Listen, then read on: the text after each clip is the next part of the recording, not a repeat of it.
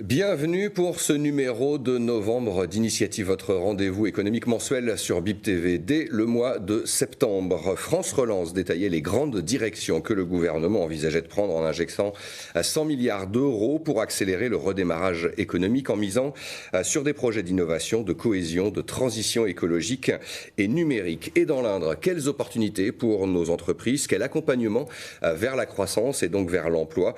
C'est ce que nous allons aborder dans cette émission avec nos différents invités. Et j'ai le plaisir dans un premier temps d'accueillir Dominique Renaudin. Bonjour. Bonjour. Je suis ravi de vous avoir sur ce plateau. Président de SPEMA, ingénierie mécanique de précision à Issoudun.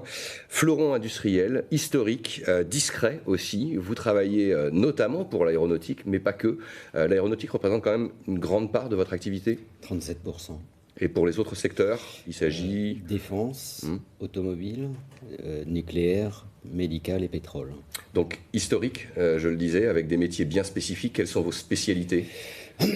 L'usinage de haute précision, plus que précision, c'est-à-dire particulièrement précis, précédé de conception en amont et d'assemblage en aval. Donc on a ces trois métiers-là à destination de ces industries-là. On a beaucoup parlé de vous dans l'actualité au niveau national, les sous-traitants notamment de l'aéronautique qui ont été les premiers, les deuxièmes touchés, on va dire, par cette crise sanitaire. Comment ça se passe pour vous aujourd'hui, au mois de novembre là, 2020 ? Aucune visibilité et une baisse de chiffre d'affaires depuis le mois d'avril de 45%. Vous avez eu recours au chômage partiel ? Oui, et aussi à la diminution d'effectifs. Concernant des CDI non conclus et des départs en retraite et aussi un plan social. Qui a concerné combien de personnes ? 8 personnes. Demain, vous espérez évidemment, comme tout le monde, alors sans visibilité sur une échéance bien évidemment, mais vous avez sauté sur l'occasion. France Relance, fonds d'investissement, fonds d'accélération finalement pour la modernisation, la transition. Pourquoi avoir choisi ce plan ? Parce que c'est une réelle opportunité, c'est une opportunité forte de la part proposée par l'État, et parce que en parallèle des difficultés certaines que l'on a, c'est pas pour autant qu'on doit tout arrêter, c'est pas possible. Si tout est arrêté, alors on recule. L'opportunité était réelle, je l'ai saisie. Quel est ce projet, très concrètement ? Il y a trois thèmes dans ce projet. Le premier, c'est empreinte écologique avec une station de compactage des copeaux et de recyclage des huiles. Le second, c'est une modernisation avec l'acquisition d'un tour Bibroche, qui est une machine que l'on n'a pas. Et puis le troisième, c'est la robotisation de deux secteurs, le secteur tournage et le secteur contrôle, qui sont des secteurs qui nécessitent beaucoup de temps. Et la robotisation nous permettra de réaliser de manière automatique des tâches répétitives sans valeur ajoutée, mais qui nous sont nécessaires. Est-ce que c'était des projets qui étaient dans les cartons, qui ont permis d'être accélérés ? Ils étaient dans les cartons depuis l'année dernière, puisqu'on fait partie d'un programme qui s'appelle Industrie du futur, qui avait pour but de diagnostiquer les pistes, l'entreprise et les pistes d'amélioration potentielle. Et le fait qu'il y ait eu le plan de modernisation aéronautique nous a permis d'une part de le mettre en œuvre, ce qui n'était pas forcément l'idéal compte tenu du contexte économique, mais en plus de l'amplifier, et de l'amplifier significativement, puisque c'est un projet de 910 000 euros. 910 000 euros d'investissement réalisé en 8 mois, c'est pour nous, à notre échelle, un montant significatif. Alors, on n'a pas trop le droit de donner le montant que l'État va vous allouer, mais on sait que ça représente quand même une bonne partie, ce qui va vous permettre de faire cet investissement finalement. Absolument. Sans cette aide significative, j'aurais pas fait l'ensemble de ces investissements, voire je les aurais pas fait du tout. Mais là, c'est sans réserve que je l'ai fait. On a un impact, déjà une idée sur l'impact en termes d'emploi, parce que c'est aussi la contrepartie demandée par l'État. Absolument, il y a un engagement et un contrat signé avec l'État en termes de chiffre d'affaires et d'emploi. Le chiffre d'affaires prévu, c'est plus 2,5 millions. Accessoirement, on a perdu 2 millions cette année par rapport à l'année dernière. Et en termes d'emploi, c'est 7 emplois. Alors justement, parce que ça va continuer jusqu'en 2022, ces fonds d'accélération, je vous propose d'écouter cet extrait de l'entretien que nous avons réalisé hier avec Stéphane Synagoga. C'est le secrétaire général de la préfecture de l'Indre. Il est chargé de la mise en œuvre du plan de relance sur le territoire. Et il nous explique justement les enjeux et les objectifs qu'il se fixe pour le département de l'Indre.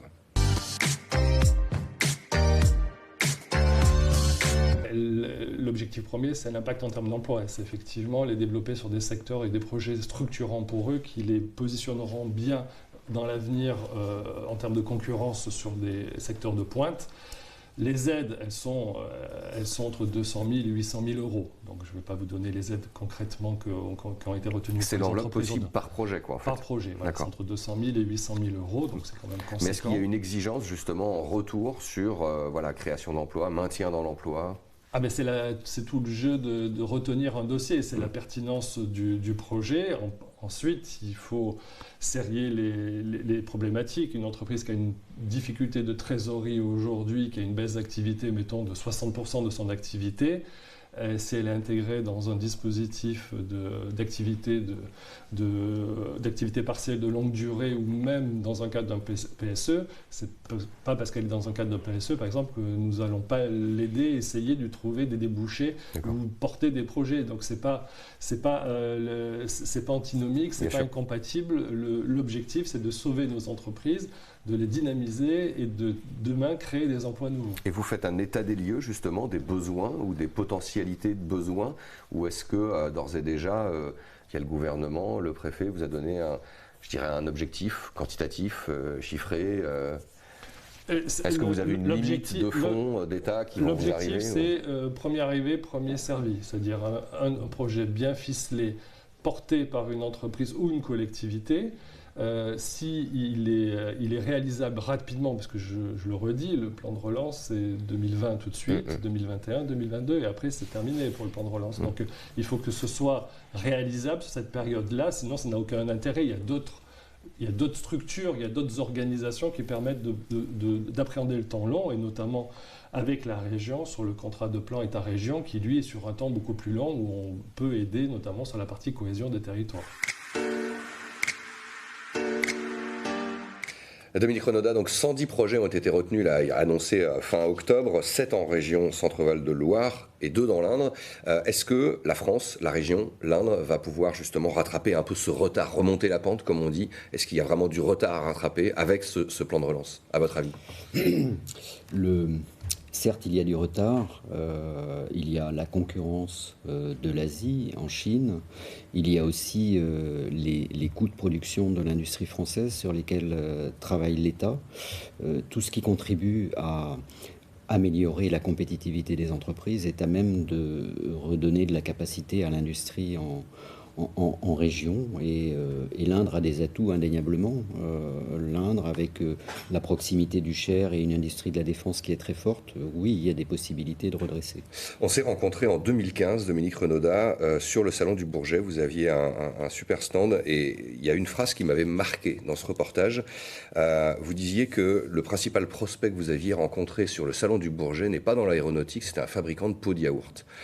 En fait, la technicité, la technologie et le savoir-faire et la qualité du travail des sous-traitants de l'aéronautique dans notre région font de vous des fleurons. Est-ce que c'est ça qui va permettre entre guillemets, de sauver l'industrie dans nos territoires? L'industrie, elle est dans tout ce qui nous entoure. Le pot de yaourt, c'est anecdotique, mais la mécanique s'applique à beaucoup de domaines, dont certains sont improbables avant de réaliser qu'ils représentent du potentiel. Donc il faut avoir de l'espoir. On a de l'espoir. Il en faut. Merci beaucoup en tout cas d'avoir accepté notre invitation, Dominique Renaudin. Spema, on viendra vous voir dans l'entreprise en images, mais quand les premiers investissements auront eu lieu. Dans la deuxième partie de cette édition, on va s'intéresser au travail des consulaires. C'est l'une des particularités, des spécificités, des chances aussi de ce département. Depuis de très nombreuses années, Chambre de commerce et d'industrie, Chambre de métier et de l'artisanat et Chambre d'agriculture travaillent main dans la main pour répondre aux besoins des entreprises. C'est le cas notamment, comme chaque année, sur un événement dédié à la création, transmission, reprise d'entreprise. On va en parler avec notre notre prochaine invitée, mais d'abord l'urgence. Deuxième confinement de l'année. La crise se fait encore plus profonde. Comment éviter à tout prix des faillites, des licenciements? Quelles solutions pour proposer, pour développer un peu plus d'activité et en même temps se préparer à l'avenir et à la relance? Direction les bureaux de la Chambre de commerce et d'industrie avec Salima Tahiri et son équipe de la cellule de crise Covid pour l'Indre.